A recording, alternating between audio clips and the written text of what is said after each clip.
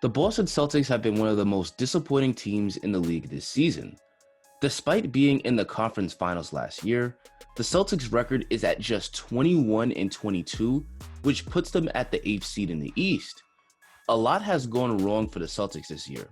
Jason Tatum and Jaylen Brown are both having all-star years, but Kemba Walker has been in decline, the Celtics don't move the ball on offense anymore, and the defense has been downright atrocious. The Celtics have been linked to several big names like John Collins and Nikola Vucevic, but both of those teams don't seem on the verge to part with those players. Plus, both of them will likely require a big package that Boston will be unwilling to give up. So in this video, I'm going to propose 3 realistic trades that could land the Celtics a player that can help improve their team in the short term. But before we continue, please like the video and subscribe, as it really helps my channel grow. Now let's get started. In the first trade, the Celtics acquired George Hill. Hill is a player that most NBA teams reportedly expect the OKC Thunder to move before the trade deadline. George Hill is kind of long in the tooth, but he's still a pretty solid veteran that can help out any contender. On the season, he's averaging 11 points and 3 assists per game on really good efficiency, currently shooting 50% from the field and 38% from 3. He's still a good defender at that point guard position, and he's a knockdown outside shooter. For the Celtics, he would add some much needed perimeter defense, as defense has been an area where Boston has struggled all year, and he would help to space the floor for Jaylen Brown and Jason Tatum to go to work. Another benefit of this addition would be that Boston could start Hill at the point and have Kemba come off the bench. Kemba has been really inconsistent since returning from injury, and having him cook second units could be the way to get him going. Hill would be a nice fit in the starting lineup. Now, Hill is currently out with a sprained thumb, but he is expected to return from injury soon. So in this trade, the Celtics give up Tristan Thompson and 2 second-round picks in exchange for George Hill. I think this is a trade that works for both sides. Hill obviously doesn't fit the Thunder's timeline, and they're currently trying to stockpile picks. The second-round picks will help their rebuild, and Tristan Thompson may not be having a good season right now, but if he plays well next year, OKC might be able to flip him for even more assets. In the next move, the Celtics try to acquire another point guard. Here, Boston makes a move to land Ricky Rubio. Rubio's numbers are down this year, but that's simply because he's being asked to do a lot less in Minnesota.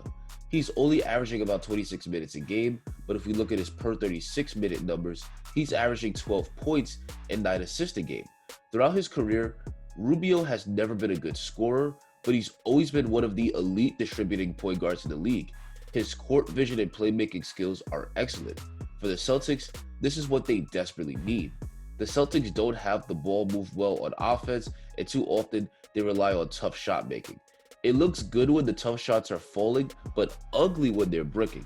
Rubio will give the Celtics something they don't have: an unselfish playmaking guard that can set his teammates up for easy baskets and move the ball on offense. And again, Kemba might be better off with that 6-man role, at least for now. The Celtics don't have to match salaries because of their $28 million trade exception. The Celtics are going to send over Aaron Nesmith and a couple of second-round picks for Rubio. The Wolves do this move because at 30 years old, Rubio doesn't fit their timeline, and D'Angelo Russell is clearly their point guard of the future. Overall, I like this move for the Celtics. He doesn't fix all of Boston's problems, but Rubio improves the team without the Celtics giving up too much assets. In the final trade, the Celtics trade for Norman Powell. Powell has become a really good scorer for Toronto.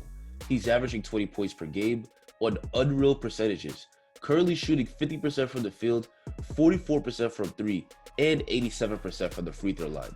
He's a very good scorer and shooter, but unfortunately Toronto is having a losing season, and he is on an expiring contract. Powell would be a huge boost to a Celtics team that desperately needs some additional scoring outside of Tatum and Brown. Here, Boston gives up Grant Williams and a 2021 first-round pick for Powell. The Raptors do this to get something in exchange for Powell in case he leaves a free agency. The pick will help their rebuild, and Williams has the potential to be a very good role player.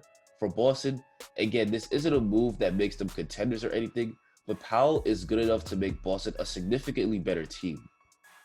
Anyway guys, that's going to be the end of the video. Do you like any of these trades? Who would you like to see Boston get before the trade deadline? Tell me in the comments. Don't forget to like the video and subscribe if you enjoyed it. And thanks for watching and enjoy the rest of your day.